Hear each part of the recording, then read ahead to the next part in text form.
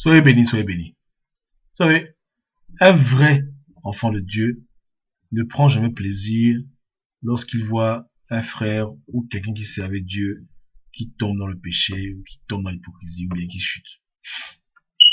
Beaucoup de gens sont habitués à voir les choses de Dieu comme étant une compétition. Amen. C'est-à-dire qu'on voit les choses de Dieu comme la Star Academy. Il y a tel qui prêche là-bas, tel qui prêche ici, et chacun pense qu'il est le meilleur, chacun veut être le chef, etc. Mais c'est pas ainsi que les choses doivent être. C'est-à-dire que les mentalités du monde païen ne doivent pas s'immiscer dans les milieux chrétiens. Moi, papa, je vous le dis en vérité, hein, ça me fait très mal. Ça me fait mal lorsque quelqu'un qui commence bien finit mal. Lorsque un frère commet un mauvais acte, il refuse de se repentir. Lorsque des gens tombent, ça me fait pas rire. C'est-à-dire que c'est pas amusant, ça fait très mal. Ça fait très très mal. Surtout des gens qui se sont mis debout pour Jésus et qui se retrouvent en train de faire n'importe quoi. Lorsqu'on me dit qu'il y a un pasteur qui prêchait l'évangile et puis après on l'a retrouvé avec une petite fille dans son bureau, il a été pédophile, bien il a volé de l'argent, tout ça, moi ça me fait mal. Même à l'époque, j'en pleurais, je pleurais même. Beaucoup de gens ça les fait rire parce que il y a des chrétiens qui malheureusement prennent plaisir à la chute d'autres chrétiens, mais moi ça me fait mal. Ça me détruit vraiment. Ça m'affecte totalement. Ça me donne envie de pleurer. Ça me donne des larmes. Pourquoi? Parce que la chute d'un enfant de Dieu, c'est pire qu'un tremblement de terre. C'est pire qu'une bombe atomique.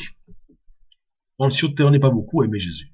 Mais lorsque quelqu'un s'égare et persiste dans l'égarement, bien lorsque quelqu'un est exposé et que voilà maintenant ce mystère est dans l'eau, ça fait très mal. Ça fait très mal. Et voilà pourquoi nous devons prier pour toutes les personnes que nous estimons être égarées. Nous ne devons pas être de ceux qui prenons juste plaisir à voir les autres tomber, à voir les autres dire n'importe quoi, à voir les autres faire du mal, et puis on dit, ah, voilà, lui n'est pas un homme de Dieu, voilà, n'est pas une femme de Dieu. Non. Nous devons avoir beaucoup de chagrin. Lorsque le roi Saül a été déchu, Samuel était triste. Samuel pleurait même, j'imagine. Lorsque David a commis l'adultère, Nathan le prophète était très triste. Donc, entre frères en Christ, entre hommes de Dieu, lorsque quelqu'un s'égare du chemin, lorsque quelqu'un commet un acte méchant, ou bien quelqu'un fait du mal, et ne se repent pas, et petit à petit commence à servir le diable, ça fait mal. Si tu as un collègue, tu bosses dans la police, et un jour ton collègue devient un bandit, si vous avez vécu beaucoup de choses ensemble, tu vas pas être content. Tu seras très triste de voir que celui à qui tu as bien commencé, aujourd'hui maintenant, va sur notre chemin. Amen. C'est ça qui se passe. Tous ceux qui prennent plaisir à voir un chrétien chuter sont les enfants du diable. Amen. Et si un chrétien le fait, au moins qu'il se repente. Amen. Tu vois un mec sur YouTube, il fait des vidéos, il prêche. Il y a des gens qui n'attendent que le jour qui va tomber. On va dire que voilà, le frère tel, et on l'a attrapé avec des prostituées. Tout le monde va dire, ah, voilà, vous avez dit, voilà, dans les loups. Moi, quand j'entends ce genre de nouvelles, je me mets à pleurer. Je dis, Seigneur, c'est pas possible. Je pleure non seulement pour la personne qui se retrouve dans le péché, si c'était un enfant de Dieu mais qui a chuté. Je pleure aussi pour les gens qui le suivaient. Je pleure pour le corps du Christ en général. Je fais le deuil. Tristesse totale. Amen. Voilà pourquoi, quand nous, on reprend les gens, ce n'est pas dans le but de les faire du mal pour qu'ils restent à terre. Quand on reprend quelqu'un par amour, c'est justement par amour, parce qu'on veut que la personne change et fasse ce qui est juste. Amen. Et les gens sur Internet, quand ils reprennent les autres parce qu'ils veulent se moquer d'eux, ou bien parce qu'ils veulent sentir super eux, ou bien parce qu'ils veulent même les enterrer vivants. Mais quand moi, je prends ma bouche pour dire à quelqu'un, écoute, repens-toi, c'est pas, je fais par amour. Même si je peux paraître nerveux, colérique, mais je le fais vraiment par amour. Parce que je ne prends pas plaisir à voir celui qui est aimé de Dieu, qui œuvre pour Dieu, commencer à servir le diable. C'est pas amusant. Amen. Mais dans le monde, les gens sont habitués à avoir des concurrences, à avoir des jalousies, à avoir des envies, des haines, et puis voilà, on ne sommes pas dans une bataille charnelle ici. Ce qu'on veut, c'est le royaume des cieux. Et quand un gars s'égare, par amour, tu fais tout pour l'amener sur le bon chemin. Même si souvent il faut être brutal, mais la motivation doit toujours être une bonne motivation de vouloir restaurer l'autre. Amen. Je t'assure. C'est-à-dire que c'est ça le but ultime.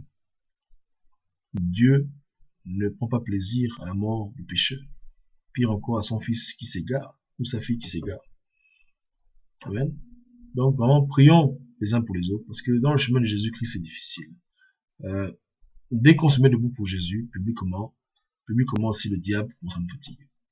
Amen. Et je vous assure que Satan met en œuvre toutes sortes de manipulations pour que ceux qui, jadis, disaient Jésus-Christ finissent par dire Satan, je t'aime. Dans un mot, pour corrompre les gens.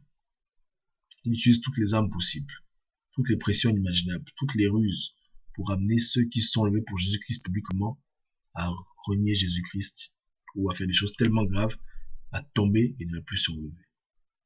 Amen. Donc, dans ce chemin de la foi, quand je vois des gens faire des erreurs, je prie beaucoup pour eux. Et je prie aussi que les gens prient pour moi, parce que je ne suis pas infaillible. Amen. Nous avons tous besoin les uns des autres de nous soutenir, parce que ce que nous faisons, les démons ne prennent pas plaisir à cela. Parler de Jésus-Christ, c'est un péché sur terre. On peut parler de tout. Hein. On peut avoir un compte où on parle des femmes, on parle de la boisson, on parle de tout. Ça passe. Mais dès qu'on se retrouve pour parler de Jésus-Christ, les démons se fâchent. Et les démons commencent à analyser notre vie, nos caractères, nos défauts, nos failles. Ils étudient.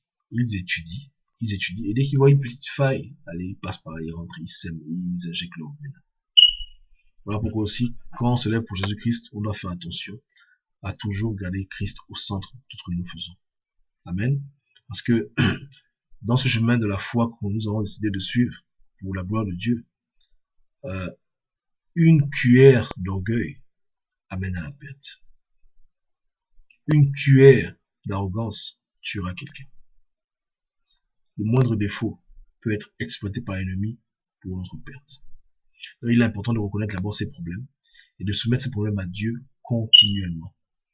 Moi, je ne vous cache pas, quand je prie, je remets toujours à Dieu mon caractère, ce que je fais de mal, les choses qui me chagrinent, et je dis Seigneur, réforme-moi. Et j'adresse ces problèmes à Dieu, je dis Papa, voilà les choses que j'ai comme problème, change-moi.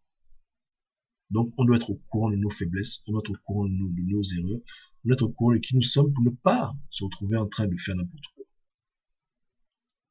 Pour ne pas se retrouver en train de commencer à basculer du côté obscur de la force. Amen. Donc, faisons attention aux chrétiens. Satan est là, et ne pensons pas qu'il prend plaisir à nous voir parler de Christ, à nous voir nous édifier, à nous voir être contents de se retrouver les uns les autres sur les blogs et discuter de Jésus. Le diable n'aime pas ça. Amen. Le diable est un ternisseur d'images. Son rêve ultime, c'est que tous les gens qui disent Jésus, Christ lundi, avant dimanche, commencent à le louer lui, le diable. Amen. C'est-à-dire qu'il prend plaisir à ce genre de choses. À changer la veste des croyants. Mais tenons ferme et nous ne laissons pas le diable changer nos vestes inconsciemment. Parce que les gens qui n'ont pas du diable, mais ils vont commettre des péchés, ils vont commettre des choses tellement graves, ils vont faire des actes vraiment ignobles ou bien indignes d'un enfant de Dieu, et sans se rendre compte qu'ils ont accompli l'œuvre de Satan. Et quand ils refusent de se repentir, ils demeurent dans leur état de rébellion, et souvent beaucoup peuvent même perdre leur âme, à jamais. Amen. Donc, pour retenir cette vidéo, ne prenons pas plaisir lorsque des gens se retrouvent dans des situations difficiles parce qu'ils ont péché, des gens qui savaient Dieu, ne prenons pas plaisir à cela. Nous ne sommes pas de ceux qui aiment juste lapider, jeter des pierres, mais lorsqu'un chrétien tombe, prenons note de pourquoi il est tombé, et prions pour que ce qui s'est passé dans sa vie ne se répète plus avec quelqu'un d'autre, et anticipons le mal, et surtout soumettons nos vies, nos attitudes, nos caractères à Jésus, afin que Christ nous protège, nous garde, nous demandons à Jésus de nous protéger, de nous garder dans ce chantier de l'évangile, dans ce chantier de l'annoncer lui, contre les forces du mal qui à tout prix veulent nous faire nier Jésus. Amen. Mais restons fidèles à Jésus-Christ, le point non négociable de toute notre foi. Christ de Nazareth. Que Dieu vous bénisse et que Dieu vous garde. Amen.